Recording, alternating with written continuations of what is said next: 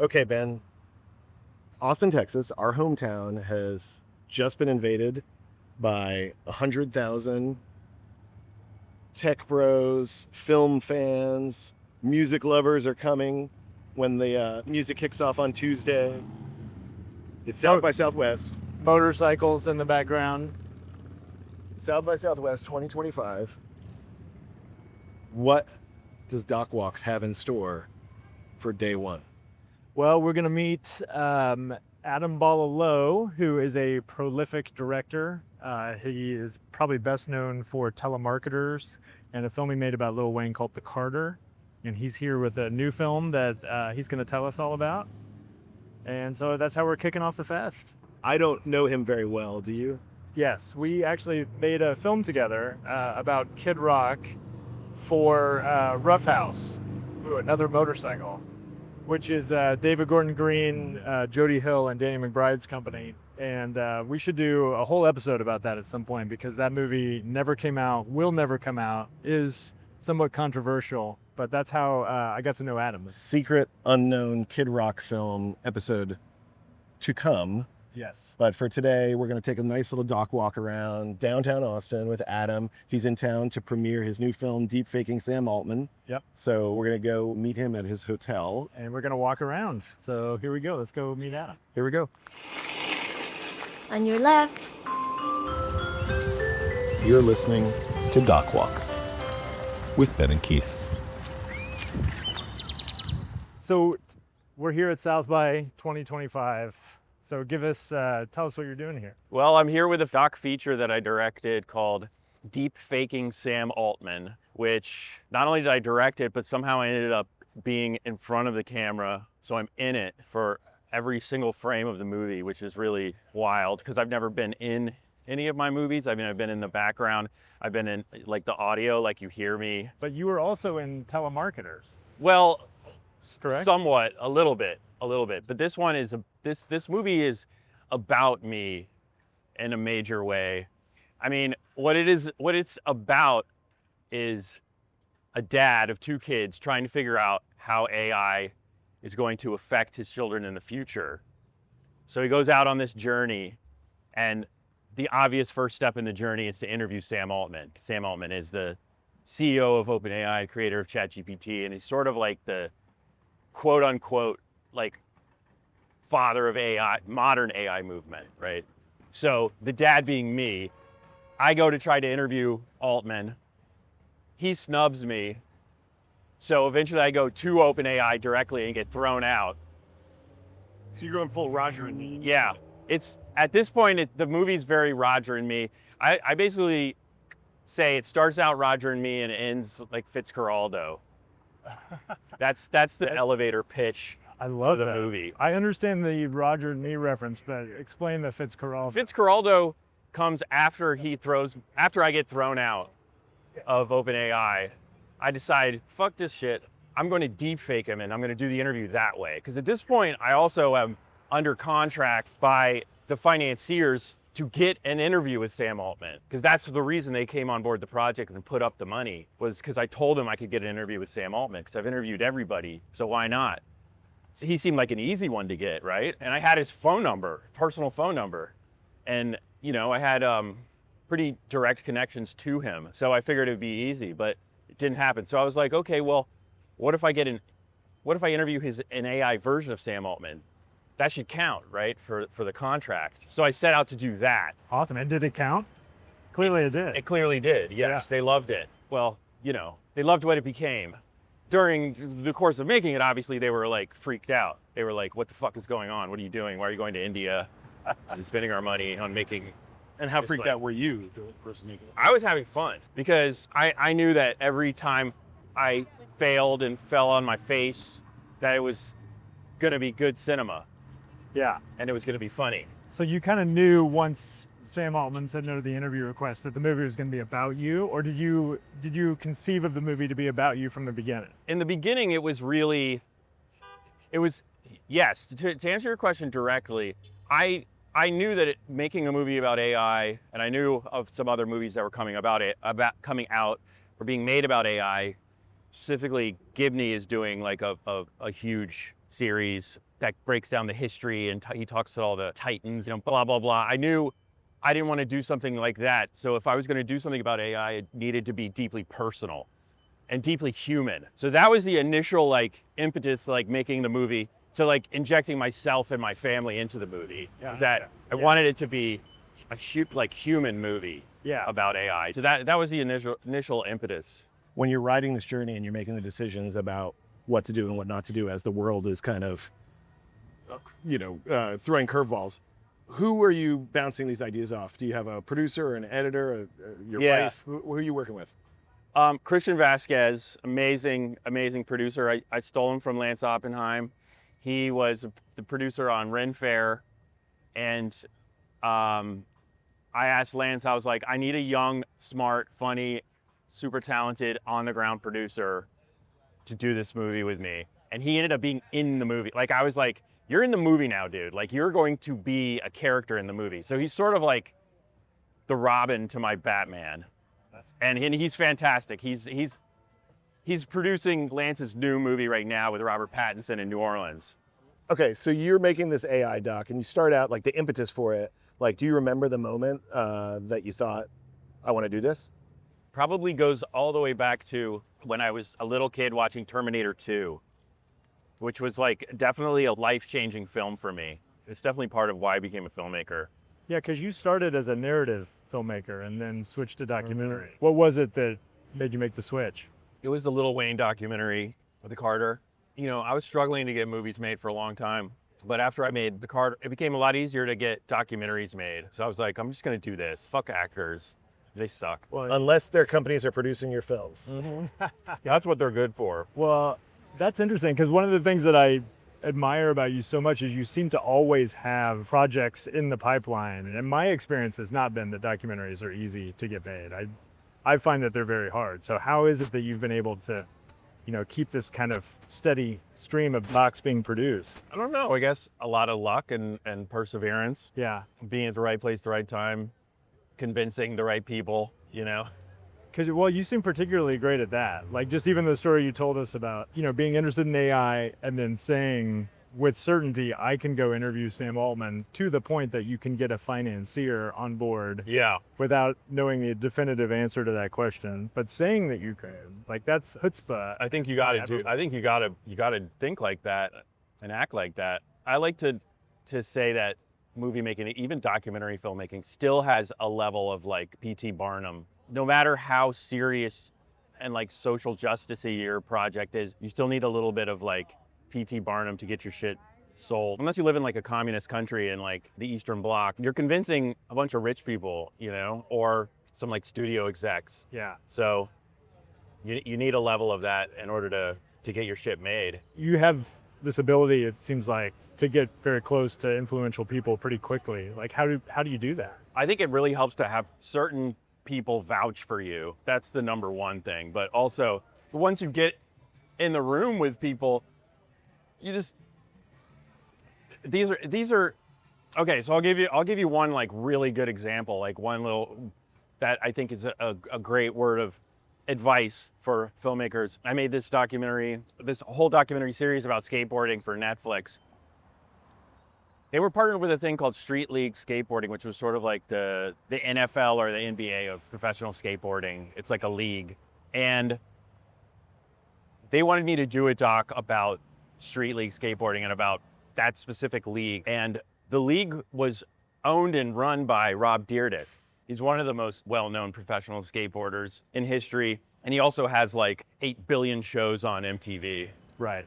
Okay. So Rob Dyrdek's a very smart guy. He's also a guy who can see through you in like just in a minute. And he's a guy who everybody comes to try to get money out of. So before you tell it, so you had to meet with him. I had to meet with basically him. get his blessing To get his you blessing. could be the director of the doc. Yeah. Okay. Exactly. So when I sat down with Rob, first of all, it helped because he'd seen the Carter. He was like, oh, I fucking love that movie. Like, brilliant movie. So the conversation was around, I think, 3 minutes long. 3 minutes? I had like 3 minutes to pitch him Oh my this God. idea. Okay. So I pitched him the idea, and he was like, okay, so how much money do you need from me? And I said, I don't need any money from you, nothing. Keep your wallet in your pocket. He's like, well, what do you need from me? I'm like, I don't need anything from you except just access. That's it.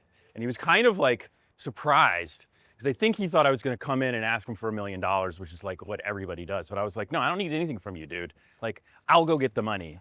You just get me the access. So by the time I'd like gotten into the parking lot and was driving off, he like hit up Steve and he was like, let's do this. So the moral of that story to you is that you knew basically that if you went in there to ask him for something, that would be kind of the end of it. Whereas like you put him at ease. Everybody all day, these guys that are like kind of like at the top of whatever, top of the food chain, right? All day, every day, all anybody does is come in and ask them to give them something, ask them for money, ask them for something. Yeah. I think he was pretty relieved I didn't ask him for any money at all. Rather, I positioned it like I'm giving him an opportunity to be a part of something cool. If he wants. If he wants to. Was that meeting do or die for you? Yeah, pretty much. That was a very rough patch in my career where I was just like, I had nothing going on.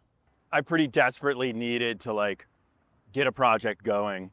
So we made that film and it did really well. It was during the era of like VOD. There was like a small window of like a few years where like you could put something on iTunes or Apple like iMovie and sell it, right, for like $9.99, and people would actually pay for it and download it. Wow. And VOD is video on demand. Yeah, it was pre-streaming, and it sold really well. It was like the #1 documentary in the Apple Store for like 3 weeks. So you were talking about going into this pitch, it's do or die. You're not asking for money, you're asking for access and kind of like a stamp of approval. How do you prep for a pitch, and what are some differences that you've encountered that kind of some of your signature moves? Yeah. How do you prep for a pitch? How do I prep for a pitch? Hopefully get a good night of sleep, eat a nice breakfast, eat a good breakfast, get caffeinated. But yeah, I mean, I think the most important thing is to walk into a pitch like you're presenting an opportunity for somebody. So you're not asking, you're not asking for anything. You're basically saying like, hey, we're going along for this ride. This is going to be a cool ride. Like, come along with us. You don't have to if you don't want to, but like, it could be fun. And that's about it. That's great advice. So you're getting them excited. Yeah. Like I remember Jay Duplass told me once, he was like, everybody wants to jump aboard a moving train. Nobody wants to help you get something No one wants going. to push the train up the hill. Yeah. They want to join the ride. Yeah, that's what I always said, even from the beginning of my career, was like, you have to go into it at all times with the attitude of like, this train is moving, it's moving very fast, and it's going to move forward without you, whether you're a part of it or not. We're still going to do it anyways. The train's going to keep going. Yeah. We'd love to have you on board the train, but if not, like, we're going to keep going. Like, I don't think it's wise to give people all the power either, that like, we need you. We can't do this without you. Like, we desperately need you, because that's also not a good position to be in, right? Okay, so I want to bring this back around. Yeah. We started out by talking about Deep Faking Sam Altman and trying to gain access to Sam. That access was denied, and so you had to pivot. Can you talk to us a little bit more about that moment, the decision-making process for you, and then what that opened up for the film? Oh yeah, I mean, opened up is a great way to put it. I felt like I had reached a dead end, but the truth was that I just reached a giant open door to something completely different and even more interesting. And there's a moment in the film too where I'm telling Christian, we're walking together in San Francisco, and I'm like, and that moment was when the ScarJo controversy happened, right? Like, with using her voice. Using her voice, right? I was like, that day I was like, we should do the same thing to him.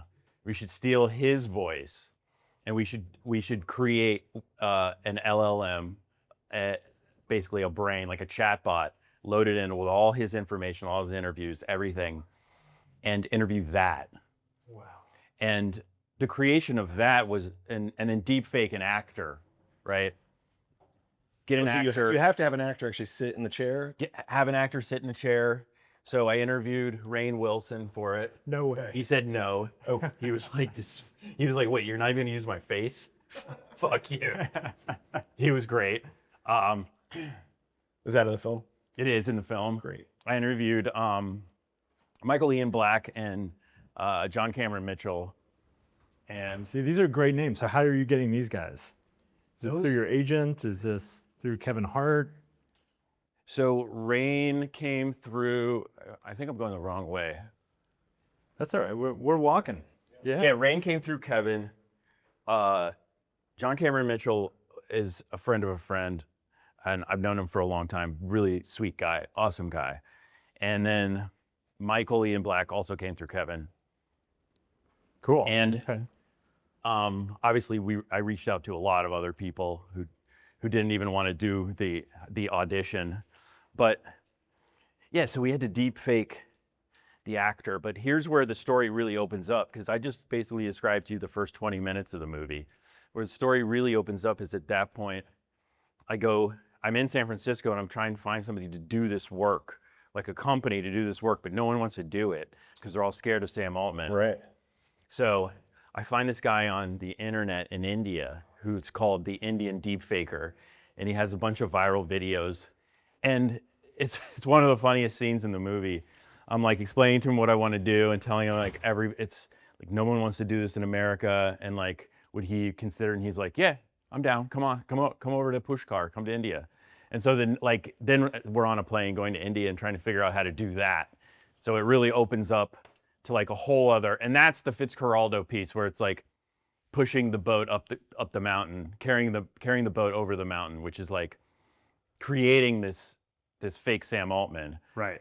this that I call Sambot, creating the Sambot, doing the interview, which is a whole ordeal. In India, we did the interview, but then coming back to the U.S. with Sambot and living with it for like months. Oh my God, I didn't know this level of And like commitment. That's he amazing. becomes like part of my family. Oh man, Yeah, this sounds so. I can't wait to see this movie. it gets weird. It sounds. That's what I like most about it. I think is that it just goes places where you don't expect it to go. It just gets fucking weird. Well, and I know you have to go because you have another interview. So, last question here, and this is a big one, but we talk a lot in the podcast so far about the future of documentary, right? And you're a very interesting person to ask this question because you've just made a documentary about AI. We're at this pivotal time where people are, watching more TikTok than they are long-form documentaries. They're making like half the amount of TV shows that they've ever made before.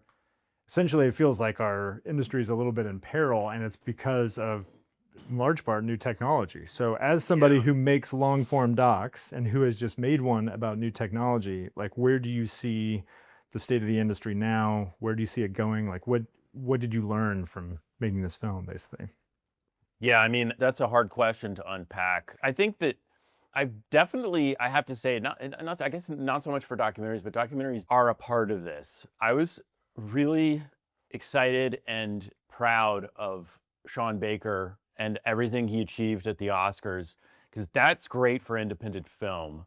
A movie that was made for $6 million, that was in the theaters, people went to the theaters to see it. I mean, granted, it was the lowest attendance in theaters of any Best Picture winner, but still. But it won 5 Oscars. It won 5 Oscars. And we're talking about Anora.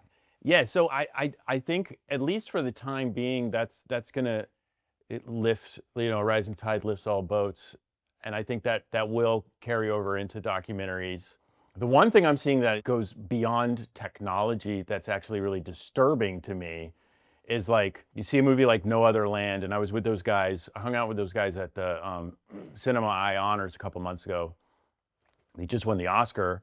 They couldn't get their film distributed. No one would touch it because it was too hot, right? Like no one would touch it. And that's a little disturbing to me. And that obviously has nothing to do with technology. Mm-hmm.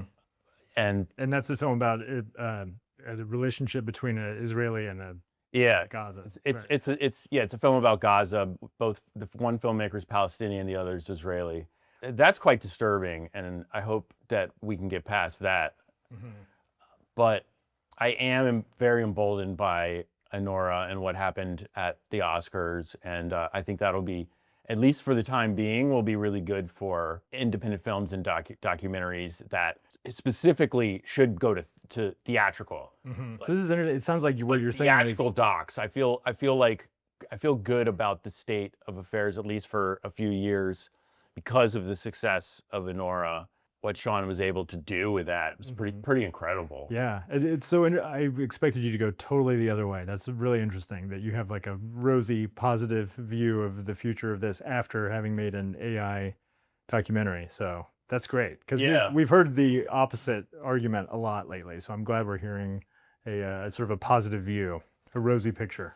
Yeah, I mean, I wouldn't call it rosy. I probably wouldn't be talking like this if it hadn't happened at the Oscars, but like it was pretty unprecedented what Sean achieved. And like I'm hearing people in the industry talking like about indie film coming back, but in a real way. You know, you guys make you guys make fictional indie films too. So you know, I think there's going to be more of a place for that, at least in the near future. When this movie comes out, what do you want people to take away from it? What I want people to take away from it is, for sure, like, AI is scary, right? There's parts of it that are for sure scary. I think AI is like a toddler, very, very smart toddler that we're raising. You know, we have to be really careful how we raise it. But I think we're going to be okay. I think it's all going to be okay. And Rosy on Rosy. Yeah. So I'm hoping that people watch the movie. I think the audience for this movie is basically anybody who has an interest in AI, but also people who are kind of slightly concerned about how it's going to affect their future. And so I hope they see it. And what I took away from it as a filmmaker is that it's just another tool in the toolkit for us. It's not going to take all our jobs. You know, there's a line at the end of the movie which wraps it all back to Terminator 2, where I'm like, the T-1000's not coming for my job anytime soon. Like, that's sort of what I gleaned from the year-long process of making the movie. Awesome, man. Rosy on Rosy is right. Yeah, I love it. Disappointed? You guys are. I'm surprised. I'm pleasantly surprised. Sounds like you've been getting a lot of negativity in your podcast. I think people are concerned, people are scared. But here you are. You're on the eve of your premiere. I would hope that you're confident and excited for the future. Sure. Yeah. That's where you should be. Yes, thank you for doing this, man. It was great to reconnect and hang out for a minute. Awesome. Cool. All right, man. Well, I'll see you at the premiere tomorrow night. Yeah, I appreciate it. It's fun. Yeah, looking forward to seeing it. It's gonna be exciting. Cool. All right, Thank you guys. Thanks, Adam. Thank you, Ben. Yeah. All right, walking out of Adam Bhala Lough's hotel room, and I have to admit, feeling a little bit rosy. I'm glad to know that he sees a path forward and doesn't feel like the AI is going to infringe on all of our rights, our jobs, our ideas. And I have to say, I mean, he's reflecting a feeling that I think I have in my gut as far as it being another tool in the toolbox. And it kind of gets back to that oft repeated quote that I don't know who said it, but I should. AI isn't coming to take your job. The person who knows how to use AI is coming to get your job. Ah, I like that. So that's a vote to embrace AI and learn it rather than run from it and start wringing your hands. I think there's enough hand wringing in this world. I'm ready to be rosy. I like it. Man, I was not expecting that from you or from Adam, and I'm glad that we got more of a dose of like, no, we got to be P.T. Barnum, we got to be showman, we got to be the T-2000. We got to be T-2000. And persevere. Let's hit the corner. Let's leave that there. Let's hit the corner and just take some tone, because we never get enough of that. It's true. Oh. Okay, this is tone for On the Street. Oh boy, right as a party bus is coming. All right, here we go. Woohoo! I gotta go sign up and get my badge. All right, let's do it. All right, cutting for now. Bye, everybody. Thanks, Doc Walkers. Next time on Doc Walks with Ben and Keith. There's no Keith.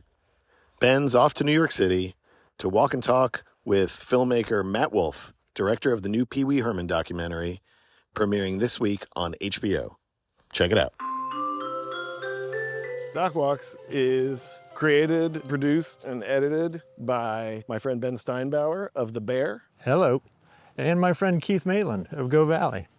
Thanks for tuning in. Follow us at DocWalksPod on Instagram, X, and YouTube.